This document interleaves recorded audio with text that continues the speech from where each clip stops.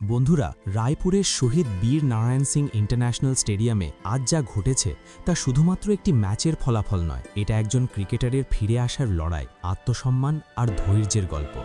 দীর্ঘদিন দলের বাইরে থাকার পর ঈশান কিষানের ব্যাট থেকে আজ যে ঝড় উঠেছে তা নিউজিল্যান্ডের পুরো দলকে কার্যত ভেঙে চুরমার করে দিয়েছে।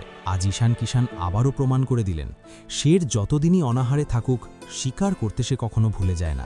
নিউজিল্যান্ডের বিরুদ্ধে দ্বিতীয় টি-20 ম্যাচে ঈশান কিষান আজ খেলেছেন অসাধারণ ৭৬ রানের এক বিধ্বংসী ইনিংস।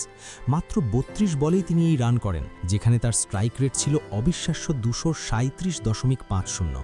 ইনিংসে ছিল ১১টি দুর্দান্ত চার এবং ৪টি আকাশ ছোঁয়া ছক্কা। রায়পুরের মাঠের এক প্রান্ত থেকে আরেক প্রান্তে উড়ে যাচ্ছিল তার শট। নিউজিল্যান্ডের বোলাররা এক মুহূর্তের জন্যও লাইনে ফিরতে পারেনি, যদিও শেষ পর্যন্ত ইশ সোঢির বলে ম্যাট হেনরির হাতে ক্যাচ দিয়ে তিনি আউট হন। তবে ততক্ষণে ভারতকে জয়ের একেবারে দোরগোড়ায় পৌঁছে দিয়ে গিয়েছিলেন ঈশান কিষান। এই দুর্দান্ত জয়ের পর পোস্ট ম্যাচ প্রেজেন্টেশনে যখন ঈশান কিষান এলেন, তখন তার মুখে ছিল জয়ের হাসি, কিন্তু চোখে স্পষ্ট দেখা যাচ্ছিল দীর্ঘ সংগ্রামের ছাপ। ধারাভাষ্যকার যখন ঈশানকে কামব্যাক আর কঠিন সময় নিয়ে প্রশ্ন করেন, তখন ঈশান নিজেকে ধরে রাখতে পারেননি। ভারী গলায় তিনি বলেন, সত্যি বলতে গেলে গত কয়েক মাস আমার জীবনের সবচেয়ে কঠিন সময় ছিল। ব্যক্তিগত জীবন এবং ক্রিকেট কেরিয়ার দুটো দিক থেকে। একজন খেলোয়াড় হিসেবে যখন আপনি দলের বাইরে থাকেন, হাতে ব্যাট থাকে না, তখন সেই একাকিত্ব আপনাকে ভেতর থেকে ভেঙে দেয়। ঈশান আরও বলেন, প্রতিটি ক্রিকেটারের একটা স্বপ্ন থাকে, দেশের হয়ে খেলা, তিরঙ্গা জার্সি গায়ে চাপান। আপনি ফিট থাকা সত্ত্বেও বাইরে বসে সহতীর্থদের খেলতে দেখলে যে কষ্টটা হয়, সেটা ভাষায় বোঝানো অসম্ভব। সেই সময়টা একজন খেলোয়াড়ের মানসিক শক্তির সবচেয়ে বড় পরীক্ষা নেয়। তবে এই অন্ধকার সময়েও হাল ছাড়েননি ঈশান কিষান। তিনি স্পষ্ট করে জানান, আমি নিজেকে প্রতিজ্ঞা করেছিলাম আমি ফিরব, আর আগের থেকেও শক্ত হয়ে ফিরব। আমি শুধু মানসিকভাবে নয়, নিজের ব্যাটিংয়ের ছোট ছোট দুর্বলতার ওপরও দিন রাত কাজ করেছি। নিজের ভুলগুলো স্বীকার করে সেগুলো শুধরে নেওয়াই ছিল আমার একমাত্র লক্ষ্য। আজ রায়পুরের মাঠে তার ব্যাট থেকে বেরোনো রান সেই কঠোর পরিশ্রমেরই ফল। ঈশান বলেন, আজ এই ইনিংসটা শুধু রানের নয়, এটা আমার নিজের সঙ্গে লড়াইয়ের জয়। এই শান্তিটা কোনো অর্থ বা পুরস্কারের চেয়েও অনেক বড়। এই বক্তব্য থেকেই পরিষ্কার, ঈশান কিষানের কাছে ভারতীয় নীল জার্সি শুধু একটা পোশাক নয়, এটা তার সম্মান, তার অস্তিত্ব এবং কোটি কোটি ভারতবাসীর স্বপ্নের প্রতীক। প্রতিটা শটে যেন ফুটে উঠছিল সেই যন্ত্রণা, সেই অপেক্ষা আর সেই না বলা কষ্ট।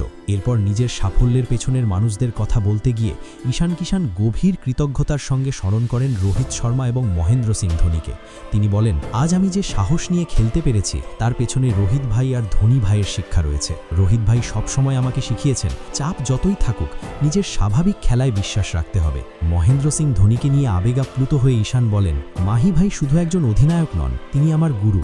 ম্যাচ কিভাবে পড়তে হয়, কখন ঝুঁকি নিতে হয়, কখন ধৈর্য ধরতে হয়, এই সব কিছু আমি ওর কাছ থেকেই শিখেছি। একজন খেলোয়াড় হিসেবে ম্যাচ শেষ পর্যন্ত কিভাবে নিয়ে যেতে হয়, সেই শিক্ষা উনি আমাকে দিয়েছেন।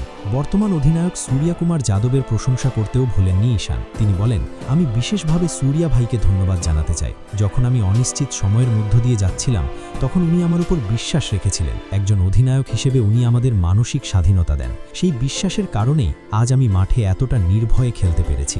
সবশেষে নিজের লক্ষ্য স্পষ্ট করে ঈশান কিষান বলেন, আমার পরবর্তী লক্ষ্য একটাই, এই ফর্ম ধরে রাখা এবং আসন্ন টি-20 বিশ্বকাপে ভারতকে চ্যাম্পিয়ন করা। আমার লক্ষ্য ব্যক্তিগত রেকর্ড নয়, দেশের জন্য ম্যাচ জেতানো। বন্ধুরা, ঈশান কিষানের এই ইনিংস আর এই আবেগঘন বক্তব্য আজ কোটি কোটি ভারতীয় ক্রিকেট প্রেমীর হৃদয় ছুঁয়ে গেছে। এই ম্যাচটা শুধু একটা জয় নয়, এটা ছিল ঈশান কিষানের ফিরে আসার লড়াইয়ের প্রতীক। দীর্ঘদিনের কষ্ট, অপেক্ষা আর আত্মসংঘর্ষের পর এমন একটি ইনিংস সত্যিই গর্বের। বন্ধুরা, আপনাদের কাছে ঈশান কিষানের এই কামব্যাক কেমন লেগেছে? আপনার কি মনে হয় বিশ্বকাপে ঈশান কিষান হতে পারেন টিম ইন্ডিয়ার এক্স ফ্যাক্টর? আপনার মূল্যবান মতামত অবশ্যই কমেন্টে জানাবেন।